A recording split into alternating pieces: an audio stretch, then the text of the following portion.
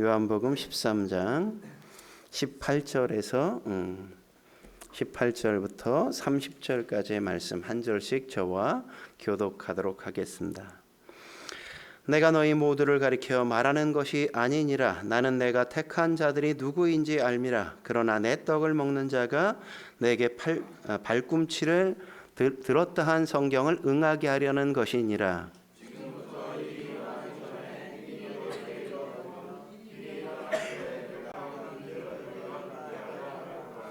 내가 진실로 진실로 너희에게 이르노니 내가 보낸 자를 영접하는 자는 나를 영접하는 것이요 나를 영접하는 자는 나를 보내신 이를 영접하는 것이니라.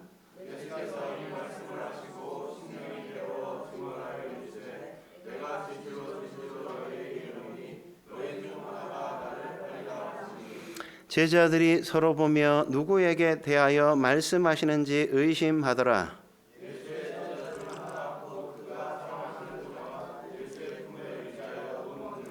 시몬 베드로가 머릿짓을 하여 말하되 말씀하신 자가 누구인지 말하라 하니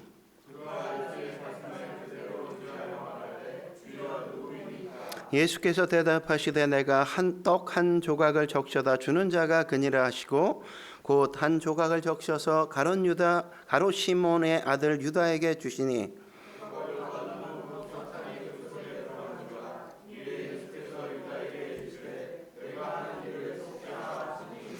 이 말씀을 무슨 뜻으로 하셨는지 그 앉은 자 중에 아는 자가 없고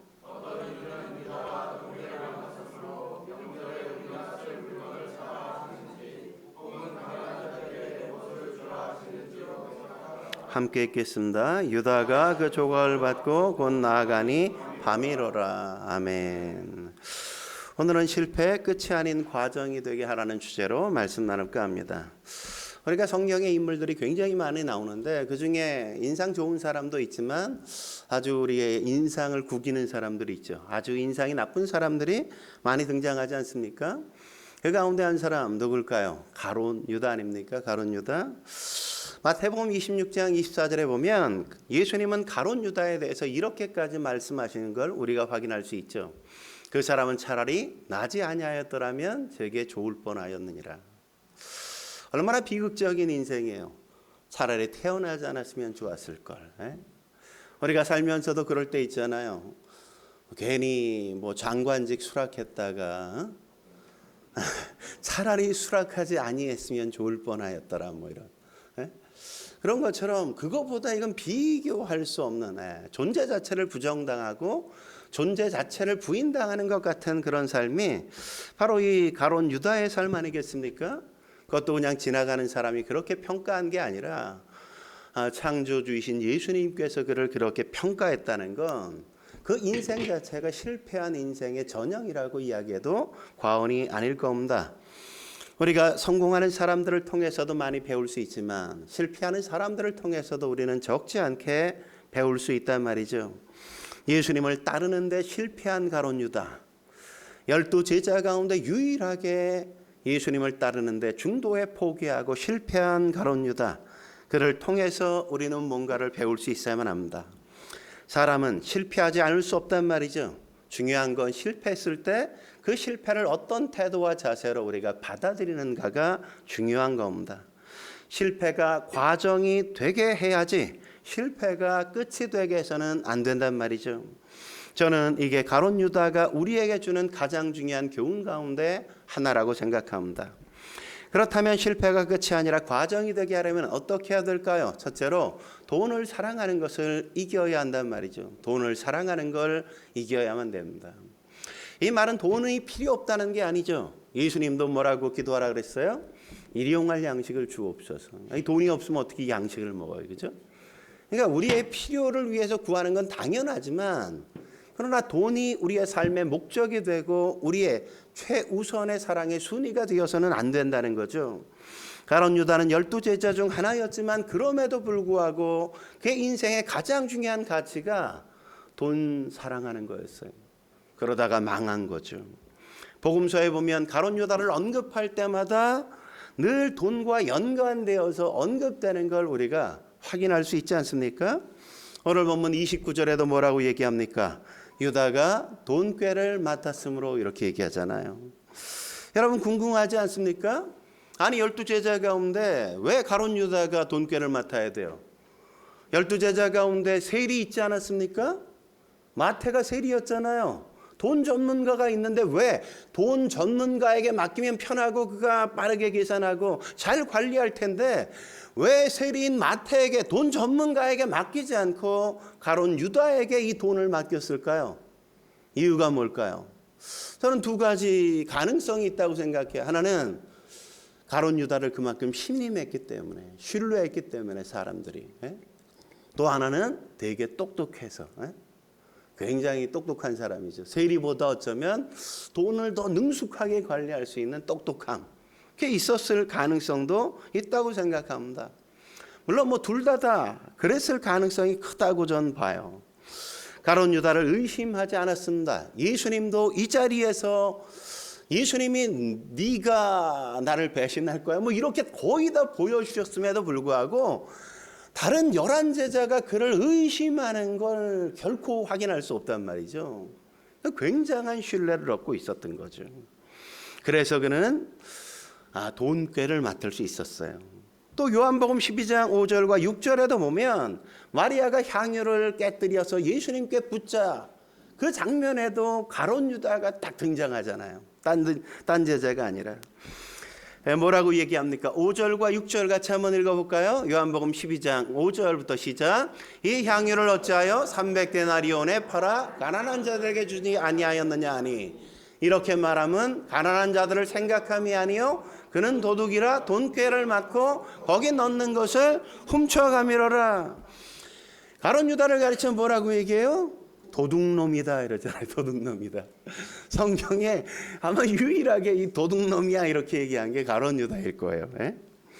가룟 유다는 말로는 가난한 자들을 되게 위하고 생각하는 척했지만 실상은 뭐예요? 사람들이 돈을 맡기면 거기서 맨날 훔쳐가는 그 역할을 했단 말이죠. 가끔 교회도 이렇게 헌금함에다가 뭘 이렇게 설치해가지고 돈을 막 훔쳐가는 사람들이 있어요. 뭘 어떻게 설치하는지 헌금함 이렇게 넣는데 뭘 이렇게 설치하는 것 같아. 쑥 빼면 그냥 쑥쑥 빠져.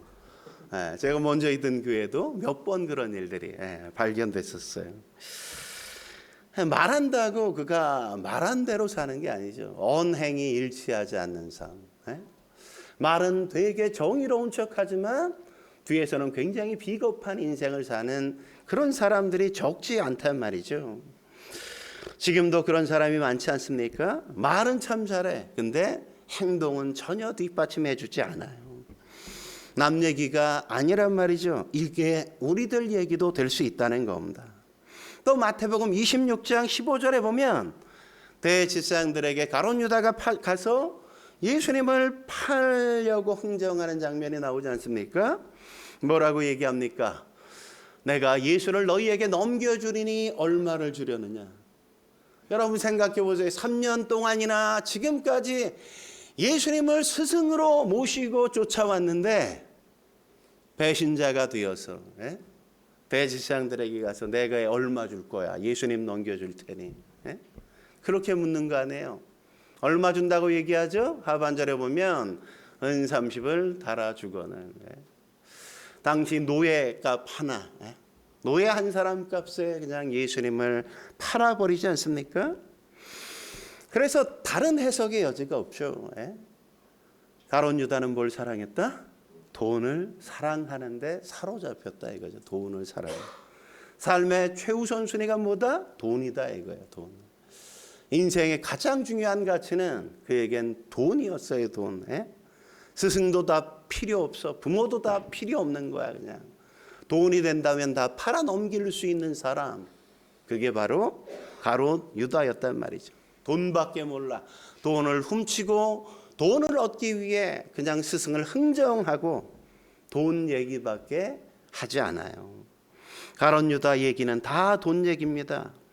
그러니까 우리도 그럴 수 있단 말이죠. 오늘 우리가 사는 이 시대 역시 돈을 사랑하는 시대 아닙니까? 가룟 유다가 될 가능성이 다분히 높단 말이죠.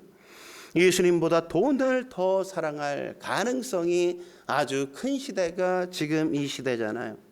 그렇기 때문에 우리가 참으로 조심해야 될 게 돈 사랑하는 것이란 말이죠. 돈 사랑하는 데서 우리가 이겨야 돼요. 디모데후서 3장 1절에서 4절에 보면 바울이 말세의 특징에 대해서 언급하는 장면이 나오는데 2절에 가장 먼저 언급하는 게 두 가지예요. 2절에 뭐라고 얘기합니까? 사람들이 자기를 사랑하며 돈을 사랑하며. 뭘 사랑해요? 자기 사랑, 돈 사랑, 돈 사랑. 돈 사랑하다 돌아버릴 가능성이 큰 거예요. 그죠? 그리고 4절에 뭐라고 이야기합니까? 4절에 이렇게 말하죠. 쾌락을 사랑하기를 하나님 사랑하는 것보다 더하며. 자기 사랑, 돈 사랑, 쾌락 사랑. 그걸 뭐보다 더해? 하나님 사랑하는 것보다 더 사랑했다 이거죠. 여기서 돈을 사랑했다는 건 뭘 얘기하는 거예요? 하나님보다 돈이 우선이었다는 걸 이야기하는 거죠. 그걸 우리가 이겨야만 되는 겁니다. 우리가 자기 사랑할 때 돈을 굉장히 필요로 하잖아요. 그죠? 나를 사랑하니까 어떻게 해야 돼? 잘 입어야 될 거 아니야. 잘 먹어야 될 거 아니야. 잘 다듬어야 될 거 아니야. 그죠? 좋은 차 살려면 돈이 있어야 되잖아요. 좋은 집 살려면 돈이 있어야 된다고. 그러니까 자기 사랑을 위해서 돈은 절대적으로 필요하단 말이죠. 돈이 있으면 쾌락도 다 되지 않습니까? 지금도 뭐 돈이면 다 되잖아요. 돈이 꼴 하나님인 세상이 지금 아닙니까? 그래서 예수님도 하나님과 견준 유일한 게 바로 재물이잖아요. 그죠? 하나님과 재물을 겸하여 섬길 수 없다. 그러니까 재물은, 돈은 그만큼 매혹적이고 사람들의 마음을 이렇게 사로잡을 수 있는 거대한 것이란 말이죠.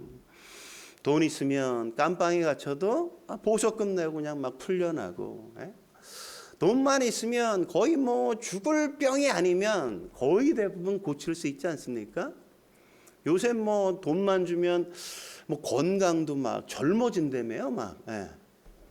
뭐 50대가 20대처럼 이렇게 바뀌고 막. 그렇게까지 바꾸는 세상 아니에요. 그러니까 전지전능한 하나님은 아니지만 돈이 거의 전지전능한 것처럼 보여지게 만든단 말이죠. 만대로. 아무리 맛있는 음식을 먹어도 배가 부르잖아요. 그죠? 더 먹을 수 없는 순간이 온다고. 근데 돈에 대한 욕구는 어때? 벌고 싶고 벌고 싶고 그 욕구가 돈 빼는 차는 적이 없어. 차는 적이. 그냥 벌고 벌어도 만족이 안 돼. 일론 머스크 생각해봐요. 테슬라에. 얼마나 많은 돈을 갖고 있어요. 아니 그만하면 된 거 아니야? 뭐 더 벌어서 뭐 할 거야? 근데 여전히 더 벌고 싶어 하잖아요. 록펠러 그는 세계의 가장 부자 아니었습니까? 근데 만족하지 않습니까? 이랬더니 뭐라 그래요? 조금만 더 벌면 만족할 것 같습니다. 그들만 그래요? 우리 역시 마찬가지라고요. 여전히 돈에 대한 욕망, 내가 조금만 더 나아지면 이런 생각하잖아요. 그죠? 조금만 더 가지면. 이게 바로 뭐예요? 가롯 유다의 길이라고요. 가롯 유다가 간 길.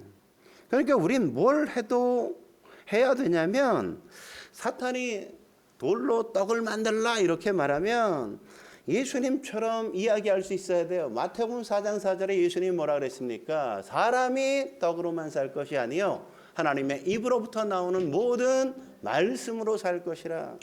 사람이 떡으로가 아니라 사람이 돈으로만 살 것이 아니요. 이렇게 우리는 그렇게 말할 수 있어야 된단 말이죠. 가롯 유다가 지옥에서 우리를 향해 지금 막 소리 지르고 있는 거 아닙니까? 야, 돈 사랑하지 마, 돈 사랑하지 마. 돈 사랑하면 나같이 될 수 있어 이러면서. 여러분 그 소리가 들리시나요? 그 소리가 안 들려요? 들려야 되는 거예요. 들려야 돼. 돈 사랑하다 나같이 될 수 있어. 조심해. 주시해야 돼. 가롯 유다가 된 이유가 뭐예요? 돈을 사랑하다가 그런 거죠. 우리도 돈을 사랑하다 보면 가룟 유다처럼 될 수 있어요. 그래서 바울도 디모데전서 6장 10절에 뭐라고 이야기합니까? 돈을 사랑함이 일만 악의 뿌리가 된다고 말하잖아요. 이것을 탐내는 자들은 미혹을 받는다. 그래서 믿음에서 떠나게 되고 많은 근심으로써 자기를 찔렀다고 말하는 거 아닙니까? 우리가 돈을 사랑하면 어때요? 돈을 사랑하면 믿음에서 떠날 가능성이 크다고요. 돈을 사랑하면 많은 근심과 걱정으로 고통스럽단 말이죠. 우리가 지금 근심하고 염려하는 이유가 뭡니까? 많은 경우가 우리가 돈 때문에 걱정하고 돈 때문에 염려하고 그런 거 아니에요? 거기에 우리가 사로잡히니까 우리가 고통스럽다고요. 돈의 유혹을 우리가 이길 수만 있으면 우리는 훨씬 마음이 편안하고 여유 있게 우리의 삶을 살아갈 수 있단 말이죠. 그 유혹, 그 근심, 거기서 우리가 빠져나올 수 있어야 돼요. 그러려면 돈 사랑하는 걸 이기려면 어떻게 해야 될까요? 성경은 두 가지 하라고 얘기하잖아요. 뭐예요? 하나님 사랑, 이웃 사랑. 뭘 하라는 거예요? 나누고 베풀고 드리며 살아라, 이런 거죠. 한마디로 얘기하면. 나누고 베풀라는 건 뭡니까? 구제하라 이거죠. 이웃들과 구제하면서 이웃들과 교제하면서 서로 나누면서 삶을 살라 이거죠. 어려운 사람에겐 베풀면서 살라 이거죠. 그리고 하나님께 드리면서 살아야 한다 이거예요. 왜 하나님이 드리라 그랬습니까? 11조 드리는 게 왜 그런 겁니까? 그건 우리가 돈의 노예가 되지 말라고, 나는 더 이상 돈의 노예가 아니야 라고 선포하라고. 내 인생을 주장하는 건 돈이 아니야. 내 삶의 목적은 돈이 아니야. 이게 왜 드리게 하는 거예요? 그걸 날마다 확인시키는 거예요. 확인하는 거. 내가 하나님 앞에 드림으로 나는 돈의 노예가 아닙니다. 어려운 이웃을 도움으로 나는 이 돈 때문에 사는 게 아닙니다 라고 확인시키고 삶의 이유와 목적을 확인하는 거란 말이죠. 한 걸음 더 나아가 실패가 끝이 아니라 과정이 되게 하려면 어떻게 해야 될까요? 고집을 부리던 걸 꺾어야 돼요. 고집 부리던 걸 꺾어야 돼. 자기 생각이나 자기 고집 때문에 예수님을 버리게 된 거 아니에요? 가룟 유다가? 그러다 망한 거라고요. 하나님의 뜻보다 자기 고집이 더 중요했다고. 내 뜻이 더 중요했다고. 여러분, 가룟 유다가 어떤 사람이에요? 열심당원이었잖아요. 그 당시에 말하면 독립투사와 같은 사람. 그러니까 도덕적인 사람이에요. 굉장히 나라를 사랑했던 사람이란 말이죠. 우리 영화들 많이 나오잖아요. 밀정 이런 데 독립투사들 얼마나 멋있습니까? 그죠? 대의 명분이 분명하잖아요. 멋있잖아요. 근데 그런 강경파가 많아지면 어때요? 나라의 안정성이 떨어질 가능성도 커진단 말이죠. 지금 우리나라가 좌우의 극단적인 세력들이 굉장히 커지면서 국가가 이 안정성이 많이 떨어지는 이유는 그래서 그래요. 중도층이 좀 많아야 돼. 이렇게. 그래서 그때마다 바른 정책과 올바른 국가의 정책에 이렇게 표를 줄 수 있어야 국가가 안정적인데, 너무 양극단이 많아지고 양극단화되다 보니까 자꾸 어려워지는 거죠. 가룟 유다는 열심당원이었습니다. 무력으로라도 이 나라가 독립하고 로마로부터 해방되는데 내 인생을 걸 거야. 얼마나 멋있어, 그죠? 되게 근사하잖아. 멋지고 포장 잘 돼 있죠. 그리고 자기가 거기에 희생하잖아. 헌신하잖아. 그러니까 참 멋있는 사람이야. 그런데 이렇게 똑똑하고 멋진 가룟 유다가 예수님의 제자가 되어 3년 동안 예수님을 쫓았는데 예수님의 뜻이 뭔지 몰랐을까요? 모르는 게 이상하지. 예수님이 이 땅에 오신 이유가 겨우 민중 봉기하기 위해서 오셨습니까? 로마로부터 이스라엘을 독립시키기 위해 오셨나요? 아니란 말이죠. 십자가에서 인류를 구원하기 위해 오셨다는 걸 가룟 유다도 분명히 알았을 거라고요. 그러면 어떻게 해야 돼? 내 뜻을 꺾고 예수님의 뜻에 나를 복종시켜야 될 거 아니에요. 근데 그렇게 하지 않은 거죠.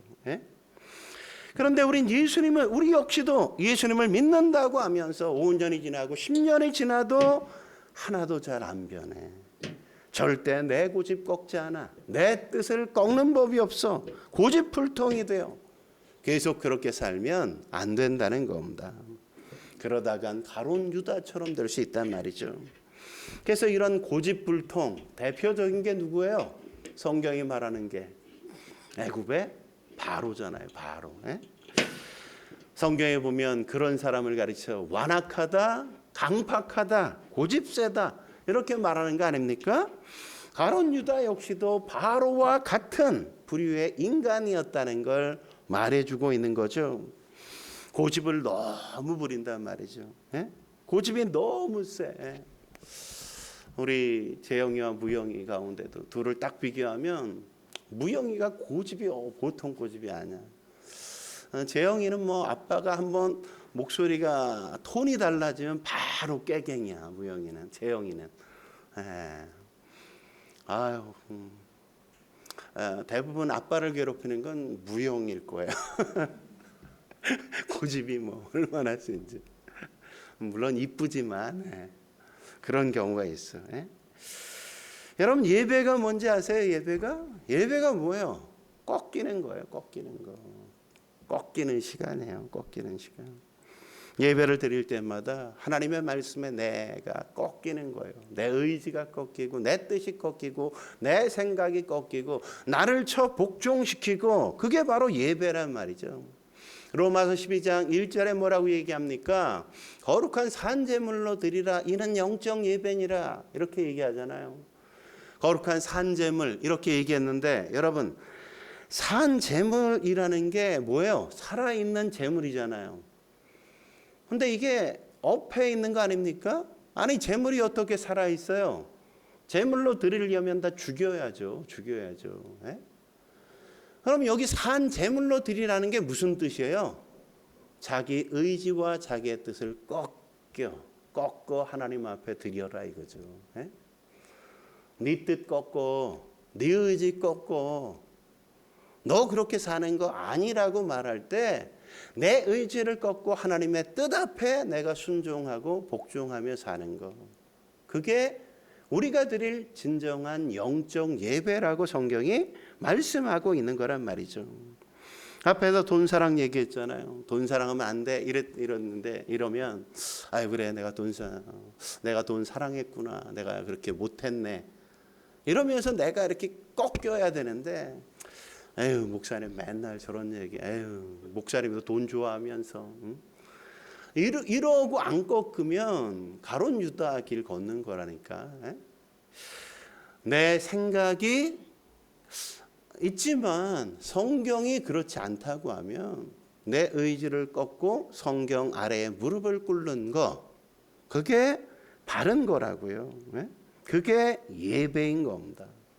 그렇지 않은 건 내가 예배를 드린 게 아닌 겁니다. 고린도전서 15장 31절에 바울이 뭐라 그래요? 나는 날마다 죽노라. 하나님 생각할 때마다 날마다 내가 죽는 거예요. 아침에 큐티하면서 아침에 새벽 예배 드리면서 내가 또 죽는 거예요. 내 잘못하고 있는 거. 갈라디아서 2장 20절에 뭐라고 얘기합니까? 내가 그리스도와 함께 십자가에 못 박혔나니 그런즉 이제는 내가 사는 게 아니요 오직 내 안에 그리스도께서 사신 것이라. 내가 살지 않아. 내 안에 예수님이 살지. 내가 하고 싶은 대로 하지 않아. 예수님이 기뻐하시는 일을 하는 거지.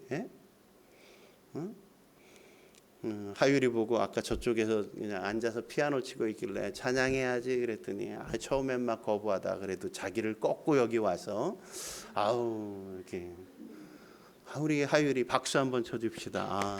네. 하율이가 자기를 꺾고 이렇게 그냥 나를 꺾는 게 진정한 영적 예배란 말이죠. 고집 부리는 걸 이겨야 가룟 유다의 길에서 벗어나는 겁니다. 그러니까 두 가지 제대로 해야 돼요. 하나님 사랑, 이웃 사랑. 나누고 베풀고 드리고. 그거 하면 되는 거예요. 하나님 돈 사랑하지 않겠습니다. 이웃 사랑하겠습니다. 그러니까 뭐예요? 하나님 사랑하고 이웃 사랑하는데 돈 쓰겠습니다 이거죠. 또 하나는 뭐예요? 말씀을 들을 때마다 내 고집 꺾겠습니다. 하나님이 원하시는 것에 내 고집을 꺾고 맞추겠습니다. 그게 순종이란 말이죠. 순종. 그 두 가지 우리가 잘 해야 돼요. 욕 중에 욕이 뭐예요? 고집이 세다 이거예요. 에휴 그렇게 살다 죽어라 이거예요. 에? 그 말은 에? 고집스러우면 안 된다고. 고집스러우면 좋은 고집은 필요하지만 괜한 고집 부리면 안 돼. 내가 아니라고 생각할 때 바로 돌이키는 거. 그게 지혜인 거죠. 마지막으로 실패가 끝이 아니라 과정이 되게 하려면 어떻게 해야 됩니까? 세 번째, 기회가 주어질 때 돌이켜야 된단 말이죠. 기회가 주어질 때. 가룟 유다가 왜 실패했습니까? 기회가 주어졌는데도 불구하고 돌이키지 않기 때문이잖아요. 예수님이 기회 뭐 한 번만 주실까요? 아니에요. 계속 주세요. 계속. 예? 경고하고 또 경고하고 그러면 안 돼. 그러면 안 돼. 돌이켜야 돼. 돌이켜야 돼. 계속 경고를 주신단 말이죠. 그런데 가룟 유다는 자기가 가진 에너지를 어디다 써요? 고집을 부리는데 에너지를 써. 내 고집을 꺾는 데 에너지를 써야 되는데 고집을 부리는데 에너지를 써. 요나 같은 거죠. 요나 같이. 하나님이 말씀하셔도 차라리 죽여주세요 이러면서 버티는데 에너지를 쓰잖아. 얼마나 참 못났어요. 그냥 말씀을 들으면 작은 거라도 자꾸 나를 꺾고 주님 앞에 순종해야 돼. 그게 기회를 살리는 거죠. 그게 돌이키는 거란 말이에요. 순종하는 게.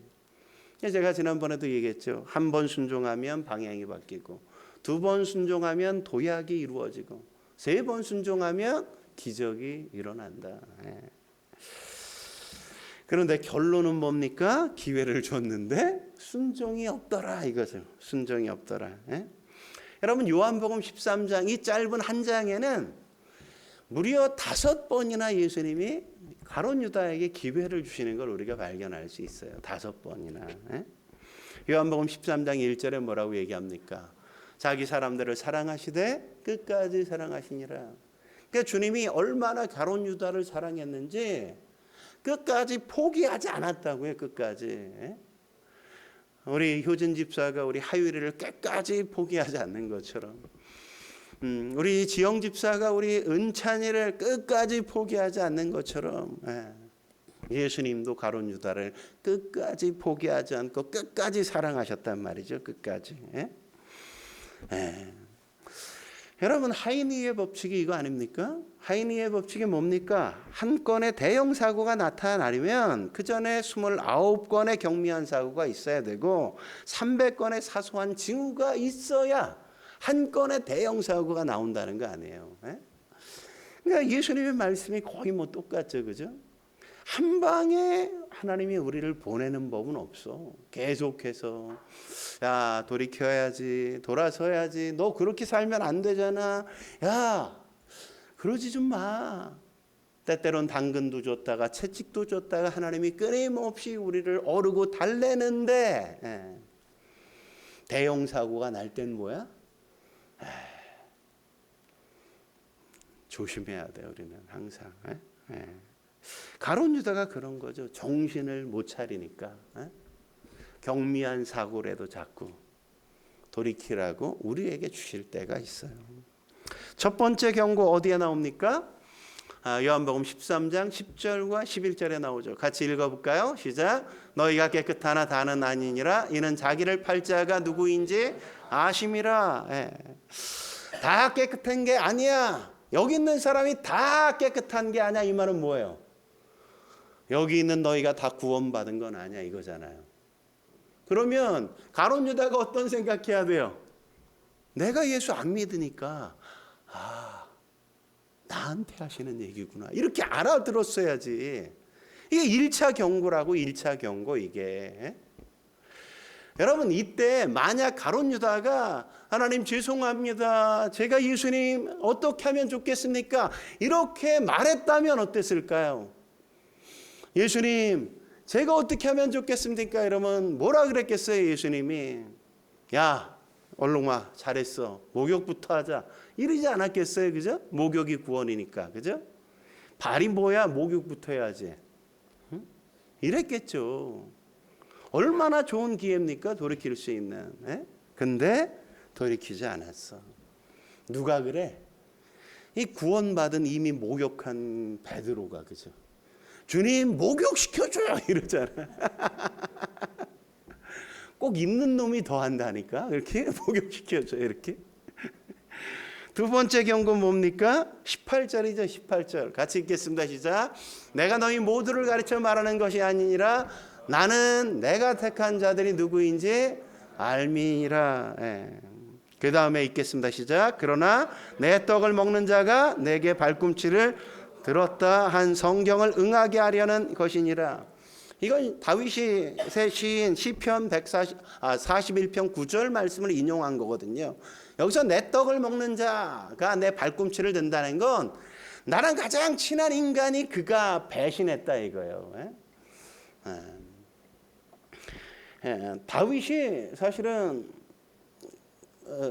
측근이 많았잖아요. 근데 자기가 착하게 살았단 말이에요, 인생. 근데 어느 날 병이 든 거야. 근데 내가 병든 걸 내 가장 친한 참모 가운데 가장 똑똑한 아이도벨이라는 이 참모가 밖에 나가서 아유 제가 괜히 병들었는지 알아? 아유 인간이 더러워서 이렇게 병든 거야. 이러고 뒷담화를 까고 다녔다고. 나중에 어떻게 합니까? 아들 압살롬이 반역을 일으켰는데 압살롬의 편에 딱 가서 붙잖아요. 그리고 빨리 가서 다윗 쳐 죽여야 된다. 잡아 죽여야 된다. 그랬는데 어떻게 해요?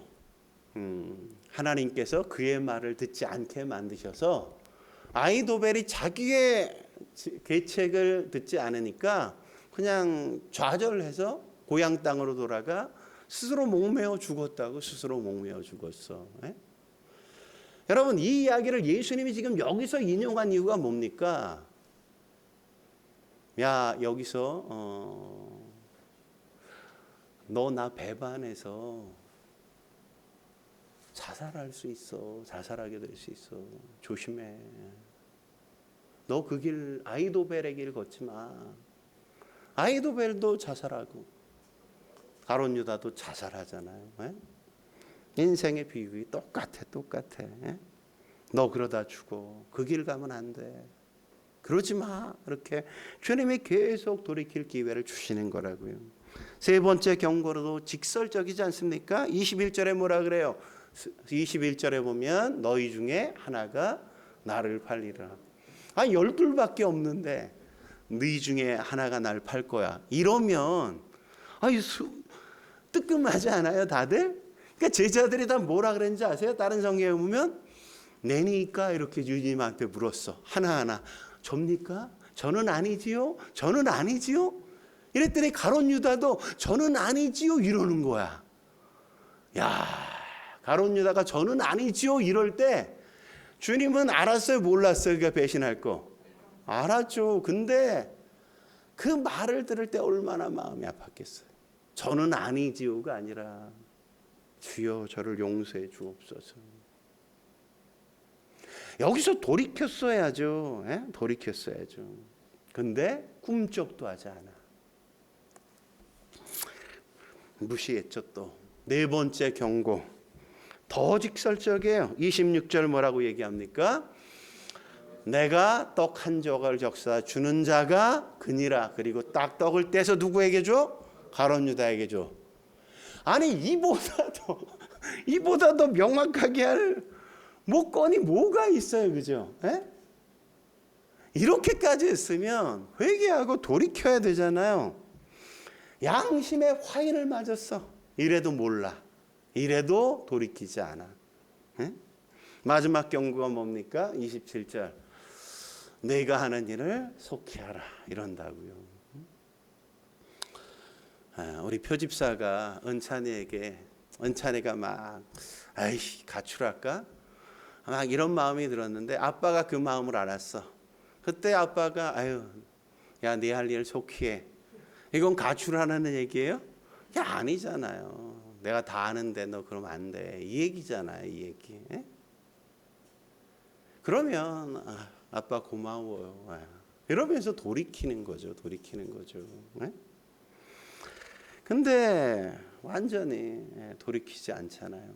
5번의 기회가 있음에도 불구하고 우리에겐 기회를 안 주시나요? 주시잖아요. 근데 우리도 그 기회를 붙잡지 못할 때가 얼마나 많습니까?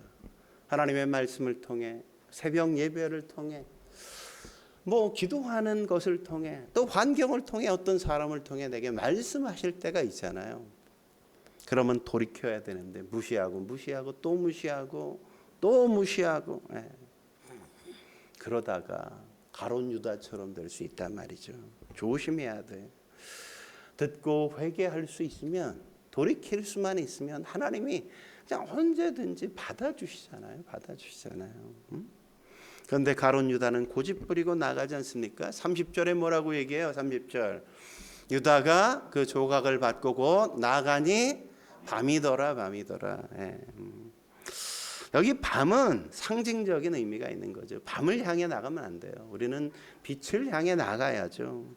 예수님께 나가면 사는데 고집 부리다가 나가면 인생의 밤이 찾아온단 말이죠. 밤이. 여러분, 어거스틴이 어디서 깨졌습니까? 로마서 13장 12절에서 14절 읽을 때 그 소리, 그 성경책 읽으면서 그가 깨졌잖아요. 뭐라 그래요? 같이 한번 읽어볼까요? 시작. 밤이 깊고 낮이 가까웠으니 그러므로 우리가 어둠의 일을 벗고 빛의 갑옷을 입자. 낮에와 같이 단정히 행하고 방탕하거나 술 취하지 말며 호색하지 말며 다투거나 시기하지 말고 오직 주 예수 그리스도로 옷 입고 정욕을 위하여 육신의 일을 도모하지 말라. 밤에 하는 게 뭐라 그랬습니까? 방탕, 술 취함, 음란, 호색, 다툼, 시기, 이런 게 밤의 일이라 그랬죠. 그런 거 하지 말고 낮에 하는 일은 뭐라고요? 예수로 옷 입는 거, 단정하게 행하는 거, 육신의 일을 도모하지 않는 거. 그게 바로 빛의 일, 낮에 행하는 일이란 말이죠. 그러니까 우린 뭘 입어야 돼요? 빛의 갑옷을 입어야 된다고. 낮에 행해야 된다고. 언제나 단정하게. 그러면 실패하지 않는다는 겁니다. 우리가 승리하려면 어떻게 해야 돼요? 돈 사랑하는 거 이겨야 돼. 우리가 나누고 베풀고 드리고. 그러면 절대 돈의 노예가 되지 않아요. 두 번째, 고집 부리던 거 꺾어야 돼. 말씀을 들을 때마다 말씀에 나를 복종시켜야 돼. 그리고 세 번째, 기회가 올 때마다 내가 뭔가 돌이킬 때가 없는 거지. 돌이켜야 된단 말이죠. 저와 여러분이 돌이켜 주님을 닮아가는 인생 사실 수 있길 주의 이름으로 축원합니다. 기도하시겠습니다. 거룩하신 하나님 아버지, 오늘도 주님의 말씀을 쫓아 이렇게 새로운 교훈 얻게 하시니 감사합니다. 오늘 가룟 유다를 반면교사 삼아 우리가 어떻게 살아야 하는지, 삶의 목적을 어디에다 둬야 할지 우리로 보게 하시니 감사합니다. 돈을 사랑하는 것보다 하나님을 더 사랑하게 하시고, 고집을 부리는 것보다 내 고집을 꺾고 주님의 말씀에 순종하게 주옵소서. 하나님이 주시는 수많은 기회 속에 언제나 우리가 기회를 살려 주님께로 나아가는 우리의 삶 되어지게 주여 도와 주옵소서. 예수님의 이름으로 감사하며 기도드립니다. 아멘.